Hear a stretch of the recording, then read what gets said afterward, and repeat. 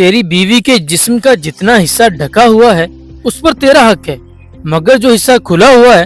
اس پر تو ہم سب کا حق ہے، ہم جیسے چاہے دیکھ سکتے ہیں۔ کہتے ہیں کہ ایک دفعہ مصر میں گاڑی میں سوار ایک شخص جس کی عمر کم از کم 60 سال تو ہوگی، اور اوپر سے اس کی وضاقتہ اور لباس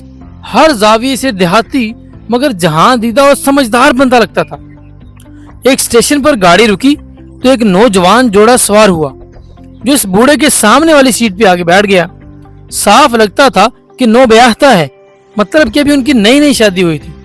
مگر افسوس کی بات یہ تھی کہ لڑکی نے انتہائی نامناسب لباس برمودا پینٹس کے ساتھ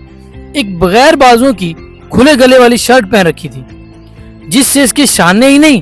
بلکہ اور بھی بہت سارا جسم دعوت نظارہ بنا ہوا تھا۔ مصر میں ایسا لباس پہننا کوئی زیادہ غلط بات نہیں تھی،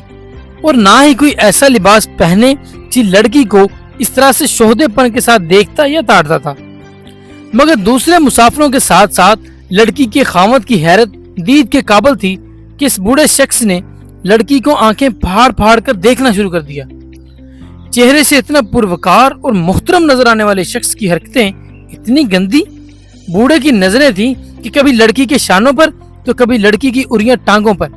بلکہ بوڑھے نے اب تو باقاعدہ اپنی تھوڑی کے نیچے اپنی ہتھیلیاں ٹیک کر گویا منظر سے تسلی کے ساتھ لطف اندوز ہونا شروع کر دیا۔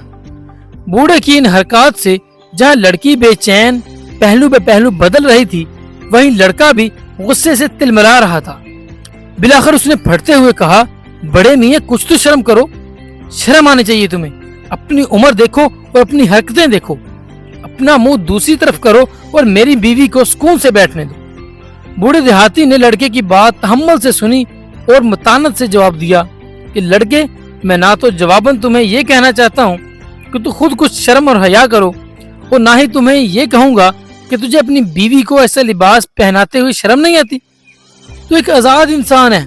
بھلے ننگا گھوم یہ ساتھ اپنی بیوی کو بھی گھما، لیکن میں تجھے ایک بات ضرور کہنا چاہتا ہوں، کیا تو نے اپنی بیوی کو ایسا لباس اس لیے نہیں پہنایا کہ ہم اسے دیکھیں؟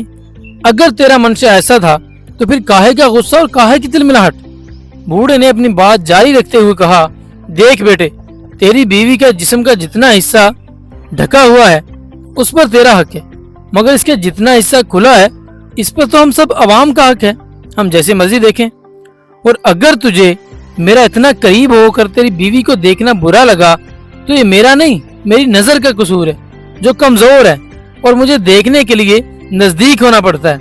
بوڑھے کی باتیں نہیں، اچھا درس تھا، مگر ذرا ہٹ کر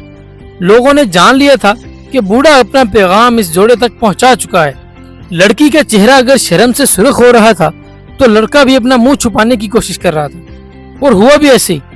اگلے اسٹیشن پر لڑکے نے جب گاڑی سے اترنے کے لیے باہر کی طرف لپکنا چاہا تو بوڑھے نے پیچھے سے آواز دیتے ہوئے کہا، بیٹے ہمارے دیہات میں درخت پتوں سے ڈھکے رہتے ہیں، ورنہ اگر کسی درخت سے پتے گر یا جھڑ جائیں تو ہم اسے کلہاڑی سے کاٹ کر تنور میں ڈال دیتے ہیں۔